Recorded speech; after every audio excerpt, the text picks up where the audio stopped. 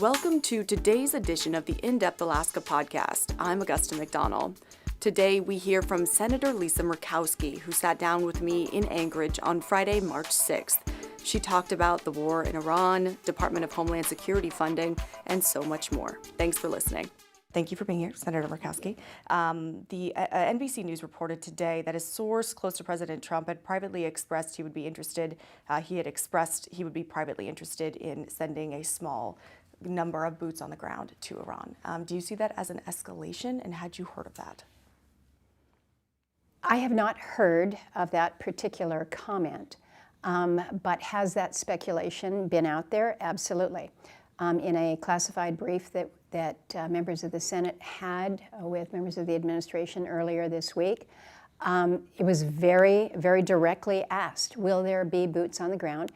Secretary Hegseth, and this has been reported in the full press, so I'm not doing anything out of school here, but he confirmed, look, we're not going to determine or broadcast ahead of time what we will and will not do. So the idea of boots on the ground was still out there, but I think that most members that I have been discussing these issues with recognize that brings this military operation in Iran to a different level.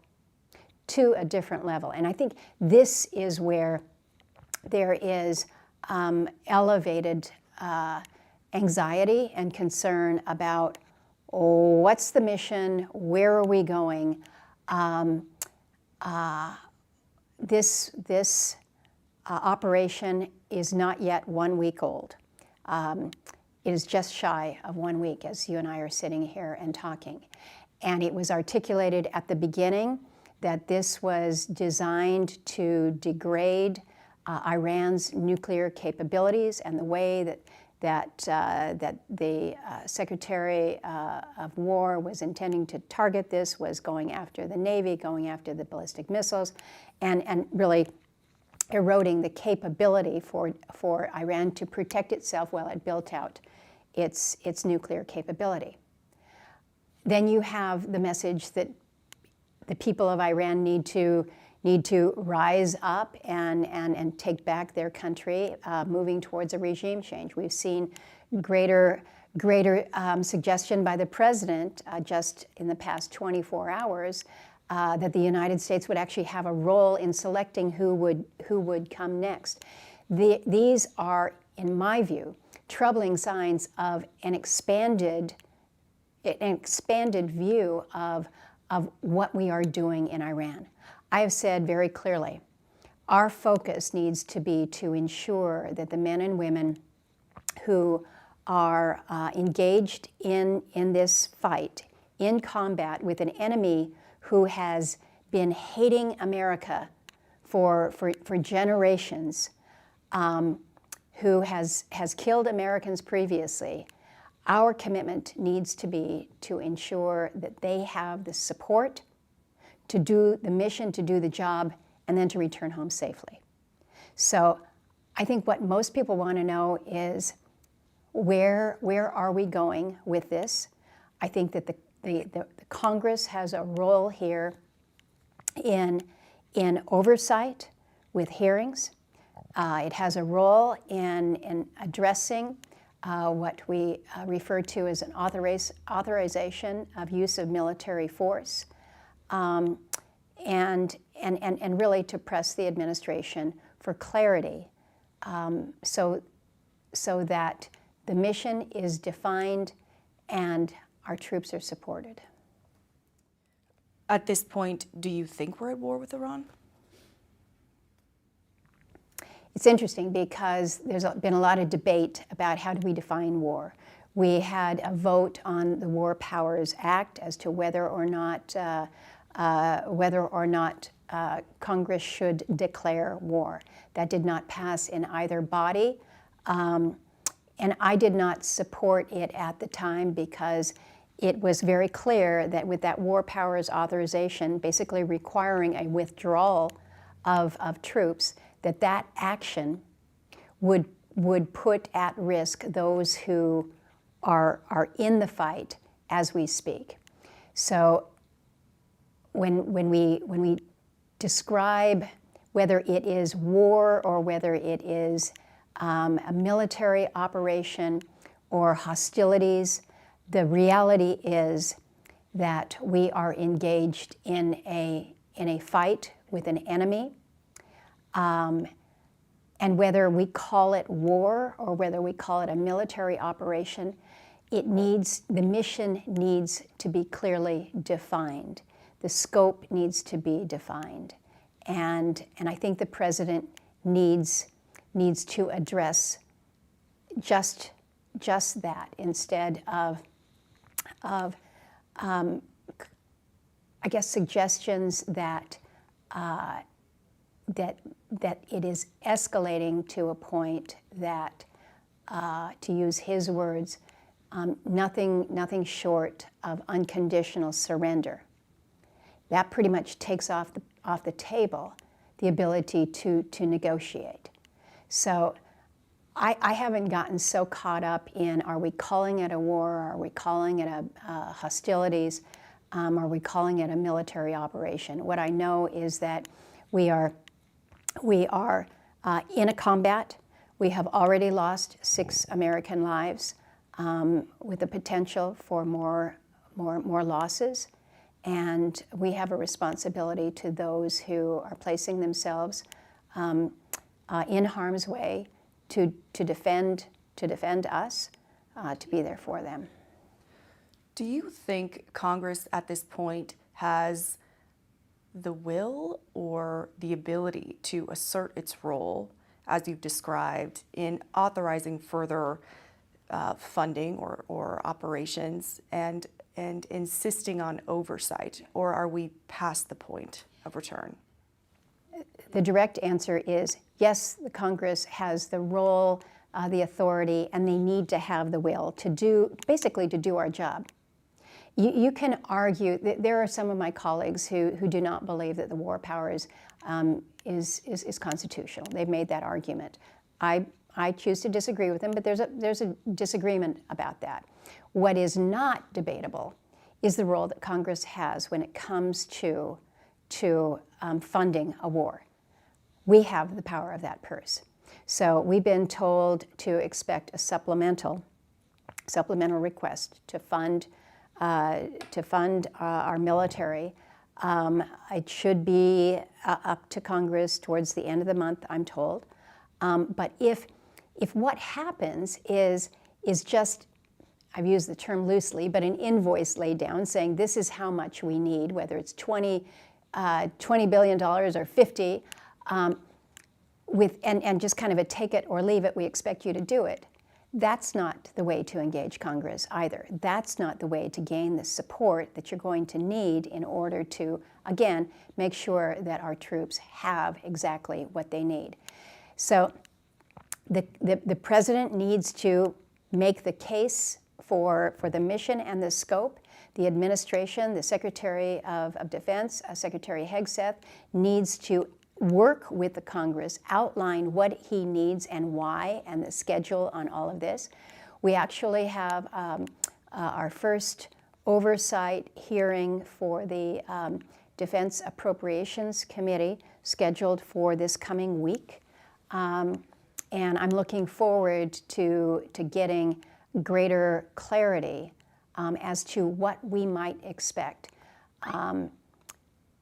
So you've asked a fair question about the will of Congress.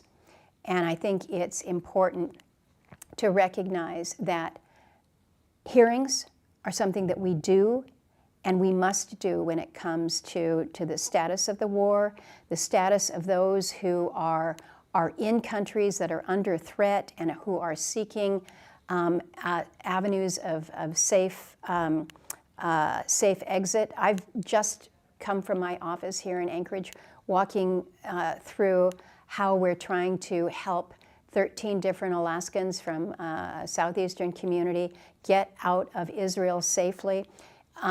What's the plan with the State Department? Walk us through these things. Walk us through what to anticipate with the level of spending. So it's oversight, it's appropriations, and it is, I think, we need to be engaged in determining the authorization for use of military force. We haven't done an AUMF since 2002. We've lost the muscle memory there.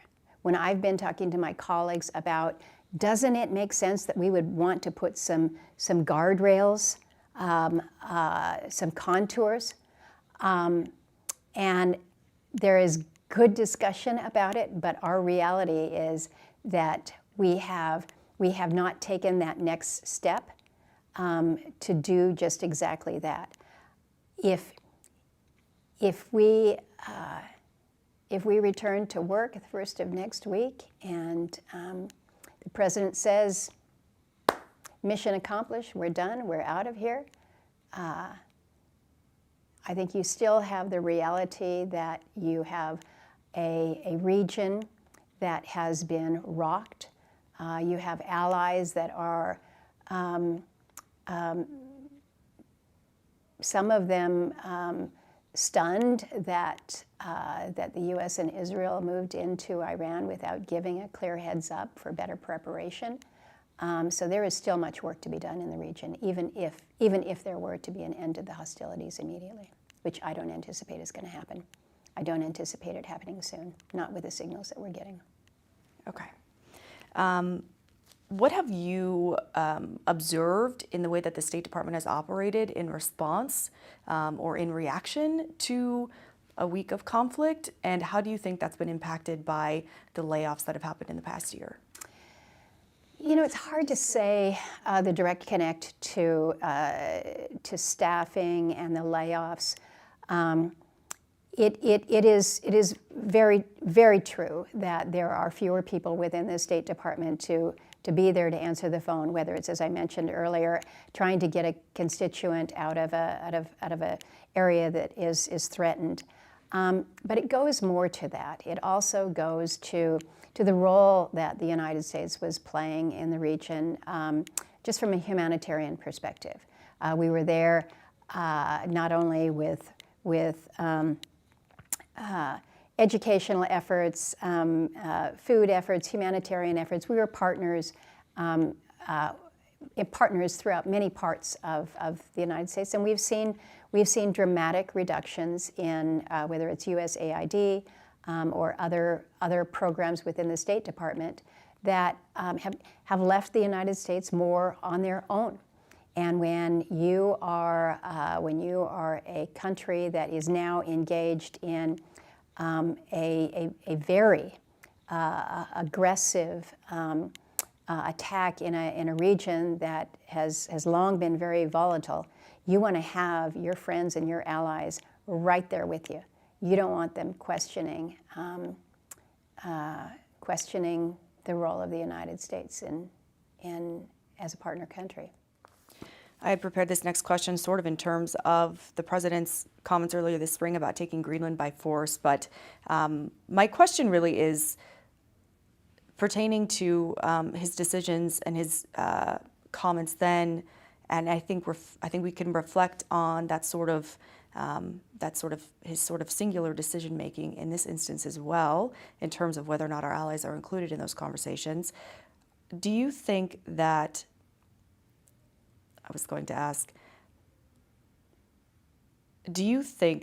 the post-war world that was built on the United States' support for largely democratic allies is over? I don't know that it's over, but it's changed. In the first Trump administration, you'll recall that Trump rattled some cages with our NATO allies in saying, you all need to step it up in terms of your contribution of your GDP for on defense. You need to take a more concerted effort and not necessarily count on the United States to be doing the heavy lifting for everybody. That was disturbing to some. Some took affront, and it's interesting because in my conversations with leaders in other countries, other European countries, or NATO countries, they've said, you know what, we needed to do that. It was a little bit of a wake-up call. We didn't like the way it was delivered, but it was a message that was necessary, and in retrospect, really important. That was an important change in the relationship, but I think you're seeing a greater pivot, if you will, of our NATO allies, or maybe more specifically our allies in the European countries that are looking more to how they work together as partners, not necessarily using the United States as kind of the anchor to hold all of them together.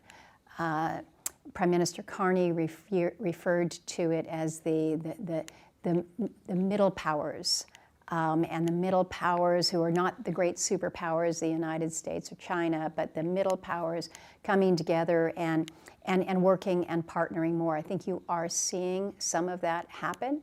I think that you are seeing more of our allies that are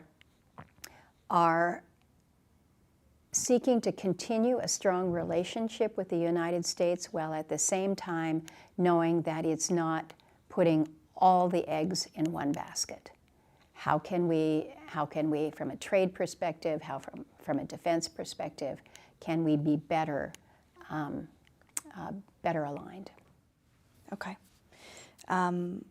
Earlier this year, President Trump attacked you by name for the War Powers Resolution to limit his efforts following the raid in Venezuela. Mm-hmm.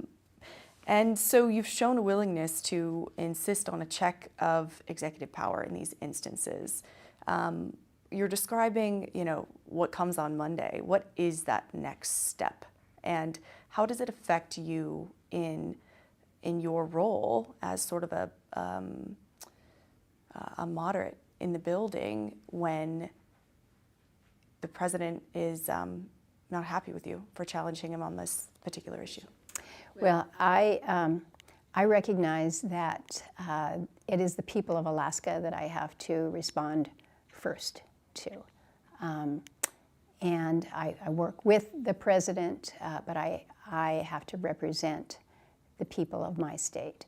And I take that responsibility to heart every single day. And if that means that sometimes I have to stand up to the president and say I disagree, I do so. And I think that that's important. Just because I am a Republican and the president is a Republican doesn't mean that I should line up and say yes to everything that he does if I think that that there is a wrong direction or if it's something that doesn't work for my state. So where do we go from here? I feel very strongly that the Congress has to assert itself in matters as weighty and important as war. I think most people would agree with me that even given the support that a president has, that he cannot unilaterally declare a war. He absolutely, under Article 2 powers, can direct those actions to protect the country against imminent threat. And we also recognize that there are limitations to that in terms of how he must check in or consult with the Congress. Well, if we don't hold him accountable to those kind of that shared construct there, he's going to do as much as he can unilaterally.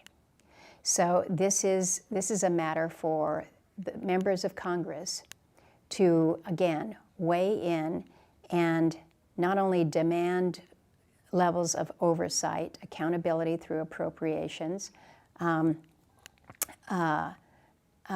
but also looking to those authorities that we have, whether it is the power to declare war and and or to define what military force can be authorized.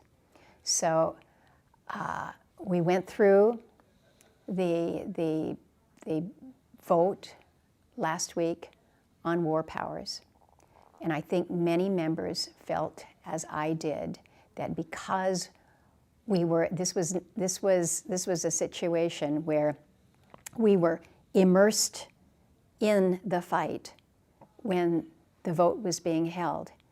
It's really difficult to say we need to tie the hands of the president as our troops are in danger. But that doesn't mean that we cannot work to, again, help articulate what the contours of this fight are. And that's what an authorization of use of military force is designed to do. So is it something that that people are well versed on? No. You're not really hearing anybody talking about it. Is it something that we apparently need to be? I think so. I think so. So I think that's where the conversations start next week. Okay. Pivoting a little bit, this week you supported the president's pick of Oklahoma Senator Mark Wayne Millen to be the next Homeland Security Secretary. I guess tell me why you supported this decision. Yeah. I said probably 2 months ago now that Secretary Noem had lost my confidence. This was following the shootings in Minnesota. I said I felt that the president would be better served if he were to find somebody else to serve as the secretary. Obviously, that's his decision, and he didn't listen to me at the time. But I think given the actions that we have seen, not only in Minnesota but even prior to that, with how she has handled the FEMA contracts, some of the what I would call mismanagement within a very important agency, people were looking the other way, and it finally caught up. I have stated my support for Senator Mullen. He's served in the House. He's been in the Senate now for several years. He has good, strong relationships in both bodies, on both sides of the aisle.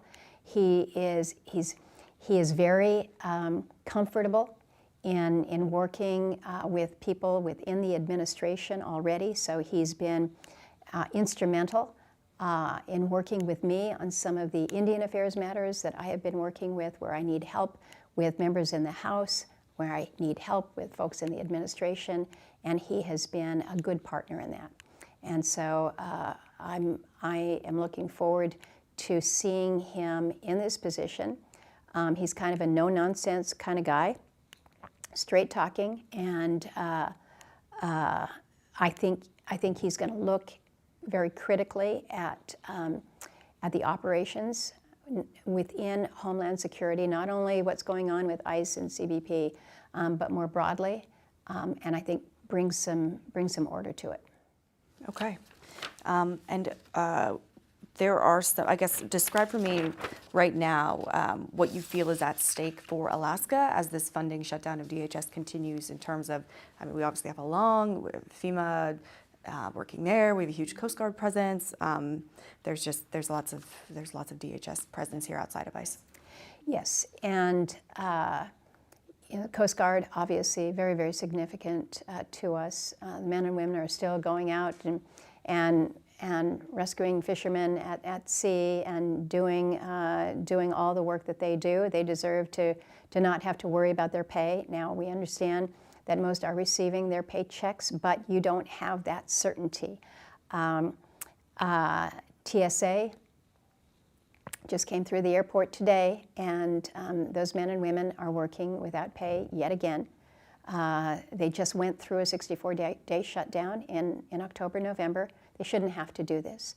FEMA, you mentioned what has been on hold with grants, the FEMA supports that have been not only on pause because of the shutdown, but again because you had a secretary that was just basically sitting on a backlog of approvals for months and months and months. So there's much within the Department of Homeland Security that is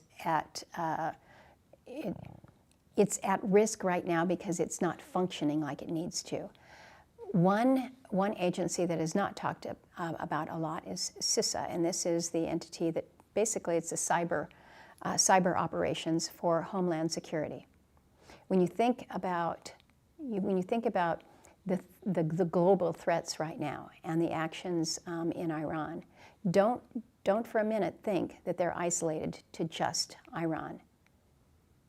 The threats to the homeland are also very real, and so making sure that that those who are working within the cybersecurity agencies, that they too are getting the support and validation and the pay that they need. They're also part of this.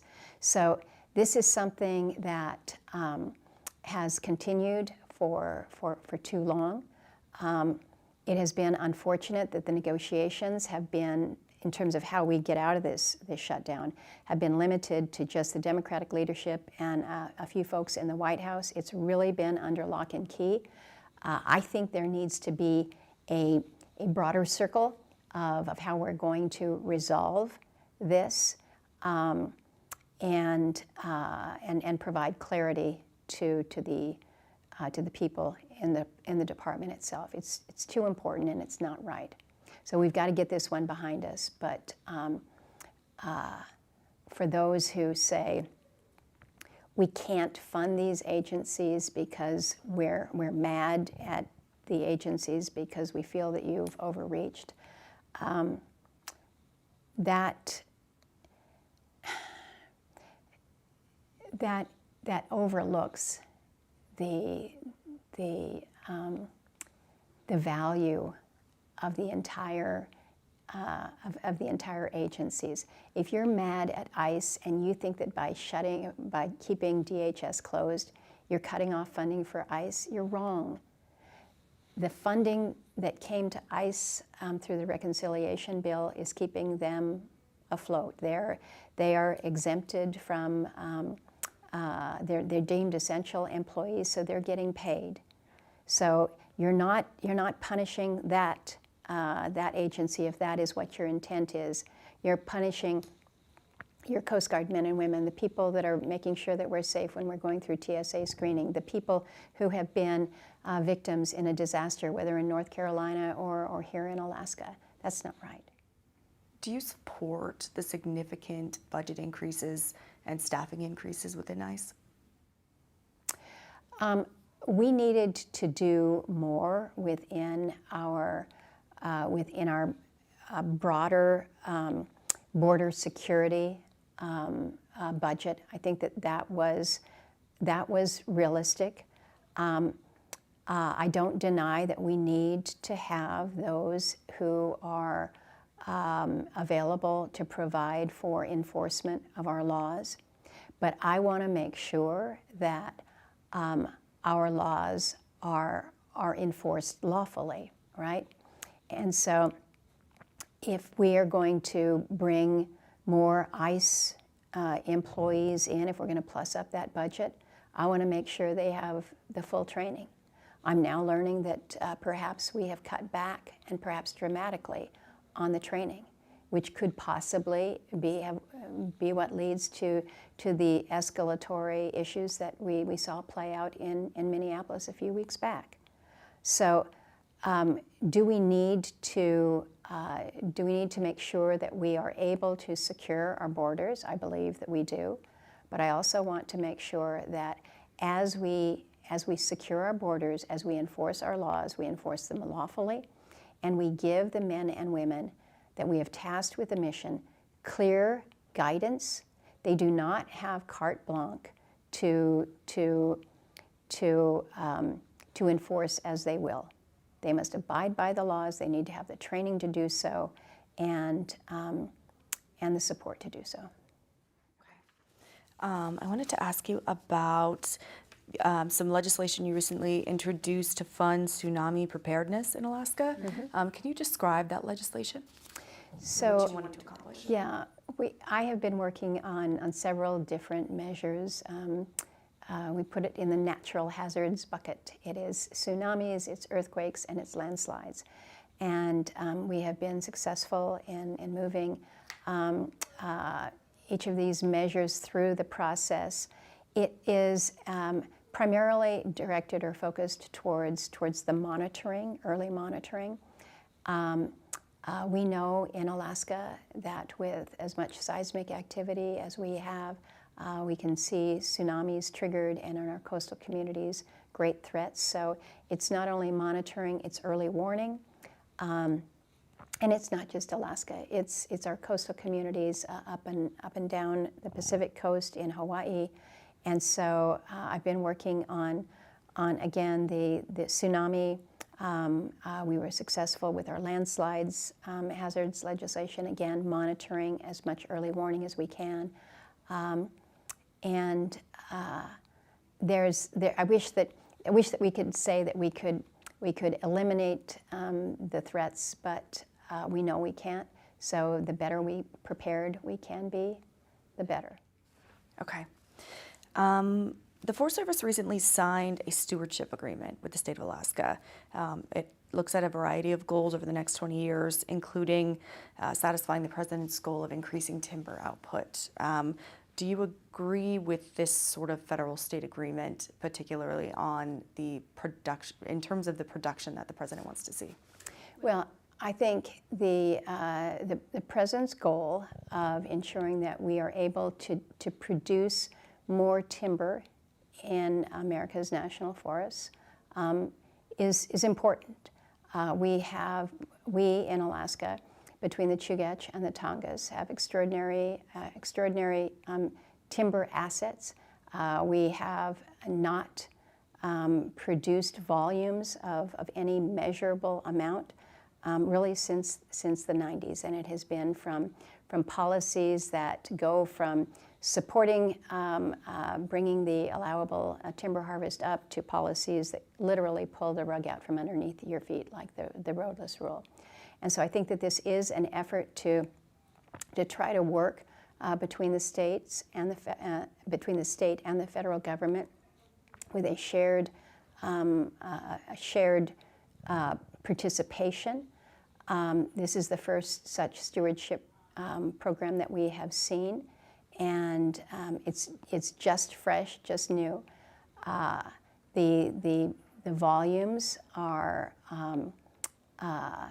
again not near where we were a couple decades ago, but I think what they're seeking to do is to provide economic opportunity in regions where you do have a timber base, recognizing the potential for second growth timber, but it is still a reality that much of the infrastructure for the timber industry has moved on, and so there's much work to be done in this effort, and I think much engagement with the communities in the regions that are part of the stewardship agreement. Okay, I'm curious to see how that ends up panning out. Okay, so are there any? We probably have time for like two more. Okay. Let's see here. I'll be picky, choosy. In February, let's talk about ANWR. Okay. In early February, the Trump administration announced it's seeking suggestions for ANWR sites to auction off for oil development. The HR 1 mandated 4 new ANWR lease sales. There haven't been any bites really from the industry significantly. Why do you think that is, and kind of what's next with that? Well, keep in mind that at the same time that we have the mandated sales in ANWR, we have additional sales coming available within the National Petroleum Reserve, Alaska. So 2 parts of the North Slope. One more close to infrastructure, that's within NPRA. One that is just more geologically interesting in terms of the ability to have conducted seismic and to better understand the resource there. And so I think from the perspective of where there is more interest within the industry right now, I think it's probably fair to say it is on the NPRA side as opposed to the ANWR side. And truth be told, ANWR is still, even though it has been made available for leasing, it still has the impression by many that this should be an area that is untouchable. I have spent time up on the North Slope, and I recognize the fragile environment, and yet the incredibly hardy and amazingly tough environment that is out there. I have great respect for the people that call this area home, and I also have great respect for the industry that chooses to operate up there in a way that with constraints on them like no place else in the world. But I also know that it's a hard place to work. It's expensive to work up there, and the conditions are really challenging. And so when companies are looking to whether or not they're going to make a bid on a lease in a place like ANWR versus a place down in Montana, Texas, Louisiana, where you've got infrastructure, you can tie right in. We understand why we don't get the number of takers that we might want. Okay. Could I ask you one more question about current energy? I'm curious what you think it needs to be done to keep energy prices, gas and oil, from fluctuating while this conflict unravels. I guess, what are you seeing happening? What do you think needs to happen? And what are you concerned about? Well, it does not surprise me at all that we have seen the price of oil shoot up dramatically. We're now over $90 a barrel today.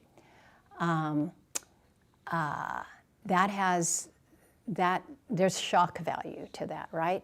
But we had to assume that when you go into a fight in Iran, you're going to see oil prices spike. The real question is this just a temporary spike?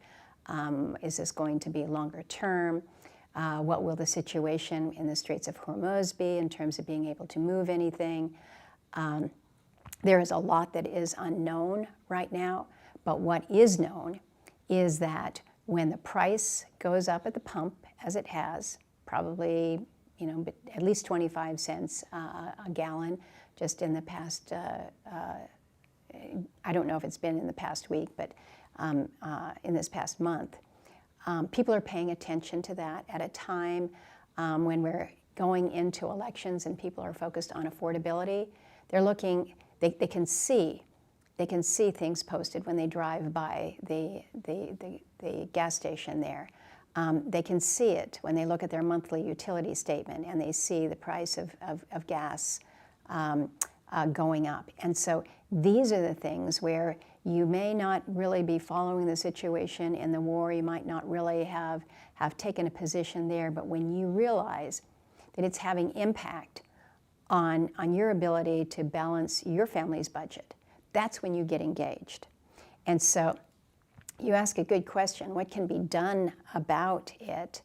I know that the White House is bouncing this question around a lot about what can you do. There's been some suggestion that there might be a gas tax holiday.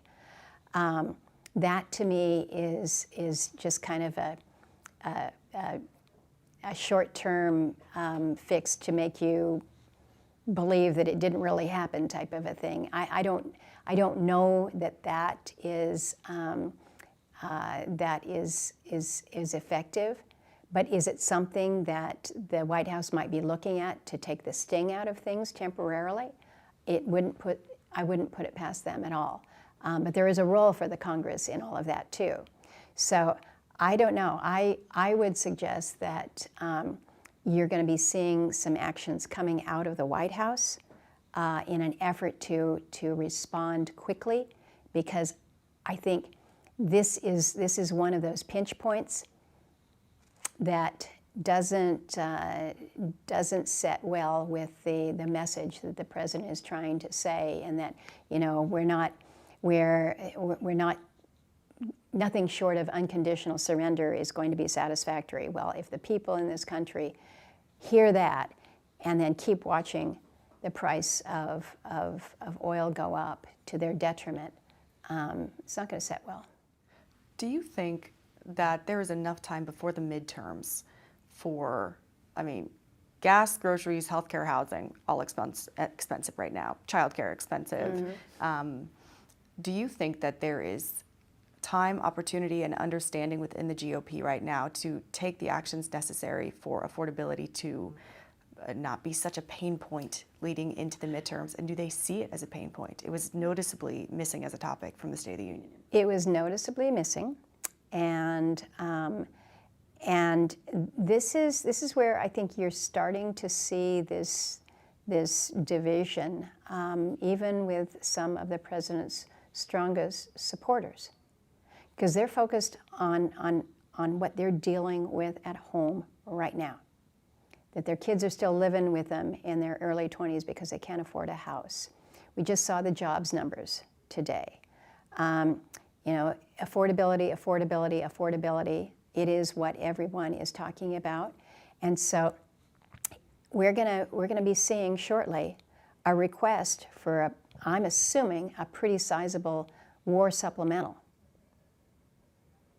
And if people in this country are thinking that, well, my taxpayer dollars are now going to be going to fight what could be a never-ending war, versus I'm still having to pay all these high prices.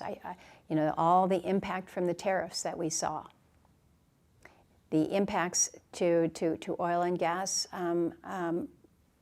price spikes. This is where you don't have a lot of time between now and the midterms to kind of figure it out. Where is the president going to put his priorities, right? And I think right now he's made very clear he's focused on what is going on in Iran. I don't know, maybe next week it's going to be Cuba.